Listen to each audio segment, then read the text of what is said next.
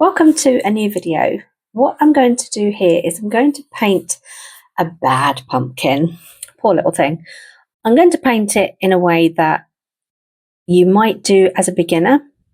I'm going to purposefully make some mistakes and I'm going to point those out. And hopefully this is going to help you to avoid these mistakes.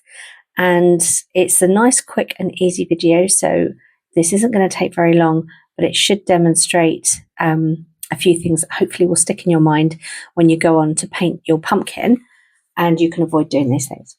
So what I'm doing first is I'm using a colour straight from my palette, and I'm just covering it all over.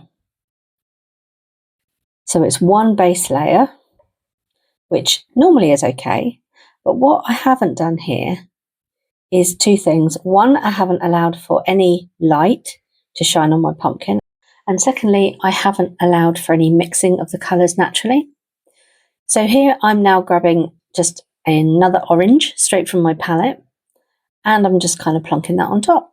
I'm not allowing it to dry, and there's no real consideration for the natural blending of tones and the tonal value within my pumpkin. I've just done a sort of a browny base layer, and then I've gone over with quite a bright orange, which doesn't blend nicely. And I'm hoping that by just in wet, it might sort itself out. But I'm not really giving it much of a chance here.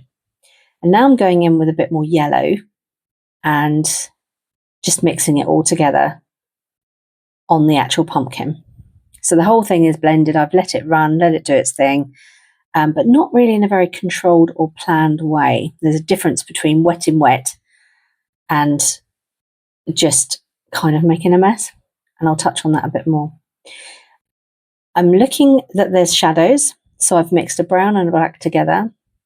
And, oh, this is just going to go all wrong. Look, I've put it on when it's all wet. Now, this is something I see a lot of people do when they start. And they think it's going to blend in, but what it does is it just kind of separates on the page and it just looks awful. Your only choice at this point is to kind of smush it and blend it right in.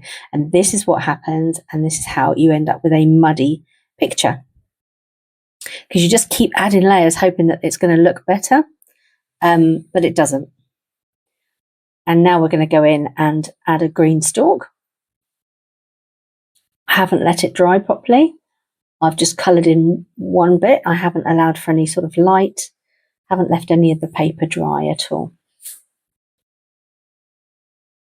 I also just wanted to point out a section here where you can see what we call a bloom, and you will definitely get this as a beginner. It happens to everybody, and it's really important to show you this. Do you see this section here where it looks like it's got a bit of a white patch? What's happened here is I've rinsed my brush out, and I've tried to apply water over the layers of paint while it was still all wet. And what it's done is it's added water to an already wet layer of paint. So of course the water, it has to go somewhere, and it's literally dropped on the paper, and it's just kind of pushed all the paint away from where my brush touched the paper, and it just dries with sort of this bloom effect. So this is something to really avoid doing.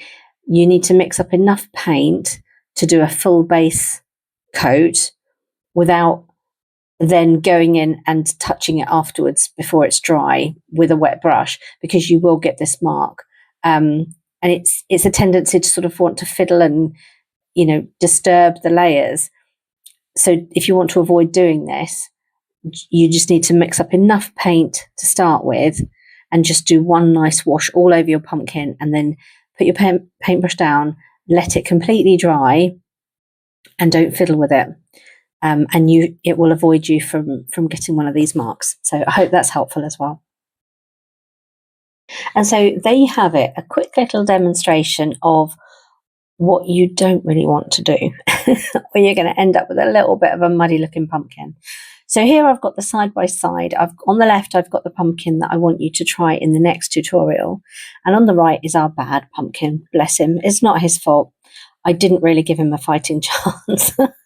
So just to touch on what we've done, we went in with just a flat colour. We didn't mix our colours, so we've just pulled flat colours from our palette, which sometimes works, but it's nice if you can build your own tones and blend, and then you get those natural sort of gradual layers building up. We just painted it wet on top of wet. We didn't leave it to dry in between the layers. So the paint really didn't stand a chance because it all just sort of ended up in a big muddy mess, and I kept overworking it. The dark shadows that I've got at the bottom of the pumpkin, again, very stark brown, nothing really blending in, and it's just kind of stuck on top, isn't it? Just to sort of suggest the shadows. And the green stalk looks a bit Technicolor green, doesn't it? And it's also bleeding into the top of our pumpkin and a rather unrealistic sort of brown mark to try to sort of suggest a depth in the stem. But the brown, it just doesn't blend. So hopefully you can see here that on the left we have a lovely pumpkin with lots of light. We've got the shine on it. We've got a really nice green tone for the stem, and we've got nice realistic looking shadows. And you can see, you can almost pick it up. It looks like a pumpkin. It's got depth. It's got contrast. It has interest. The skin looks nice and fleshy. Whereas on the right, it almost looks like it's made of plasticine. So I hope this has helped. Make some notes when you do the pumpkin. I mean, have a go at the bad pumpkin. It's quite good fun, actually. You can just try to do everything wrong, and then you could kind of work in a reverse learning technique. Yeah, get all those bad mistakes out and then try and do it the right way and see how you feel. So I hope you'll try the next pumpkin tutorial coming up, and let me know how you get on.